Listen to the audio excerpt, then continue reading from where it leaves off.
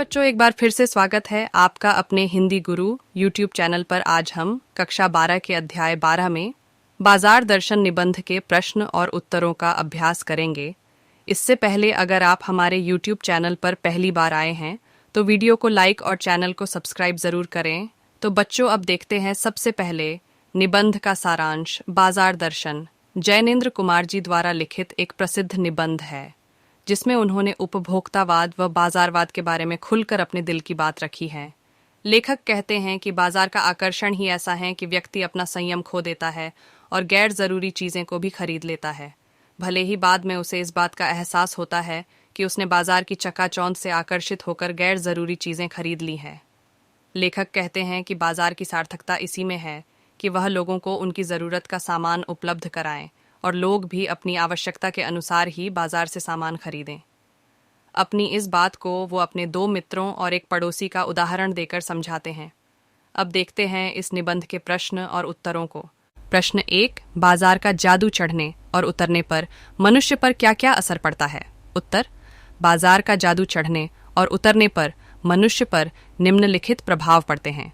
1, बाजार में आकर्षक वस्तुएं देखकर मनुष्य उनके जादू में बंध जाता है। 2, उसे उन वस्तुओं की कमी खलने लगती है।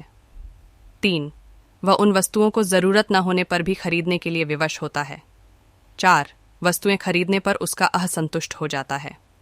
5, खरीदने के बाद उसे पता चलता है कि जो चीजें आराम के लिए खरीदी थीं वे खलल डालती हैं। 6, उसे खरीदी हुई वस्तुएं अनावश्यक लगती हैं। प्रश्न 2, बाजार में भगत जी के व्यक्तित्व का कौन सा सशक्त पहलू उभर कर आता है? क्या आपकी नज़र में उनको आचरण समाज में शांति स्थापित करने में मददगार हो सकता है? उत्तर, भगत जी समर्पण भी भावना से ओतप्रोत हैं। धन संचय में उनकी बिल्कुल रुचि नहीं है। वे संतोषी स्वभाव के आदमी हैं। ऐसे व्यक्ति ही समाज में प्रेम और सौहार्द का संदेश फैलाते हैं। इसलिए ऐसे व्यक्ति समाज में शांति स्थापित करने में मददगार साबित होते हैं। प्रश्न 3, बाजारूपन से क्या तात्पर्य है? किस प्रकार के व्यक्ति बाजार को सार्थकता प्रदान करते हैं अथवा बाजार की सार्थकता किसमें है? उत्तर, बाजारूपन से तात्पर्य है कि बाजार की चकाचौंध में खो जाना, केवल बाजार पर ही निर्भर रहना। वे व्यक्ति ऐसे बाजार को सार्थकता प्रदान करते हैं जो हर वह सामान खरीद लेते हैं जिनकी उन्हें जरूरत भी नहीं होती। वे फिजूल में सामान खरीदते रहते हैं, अर्थात वे अपना धन और समय नष्ट करते हैं। लेखक कहता है कि बाजार की सार्थकता तो केवल जरूरत का सामान खरीदने में ही है, तभी हमें लाभ होगा। प्रश्न 4, बाजार किसी का लिंग, जाति, धर्म या क्षेत्र नहीं देखता, वह देखता है सिर्फ उसकी क्रय शक्ति को। इसे रूप में वह एक प्रकार से सामाजिक समता की भी रचना कर रहा है। आप इससे कहाँ तक सहमत हैं? उत्तर, यह बात बिल्कुल सत्य है कि बाजारवाद ने कभी किसी को लिंग, जाति, धर्म या क्षेत्र के आधार पर नहीं देखा। उसने केवल व्यक्ति के खरीदने की शक्ति को देखा है।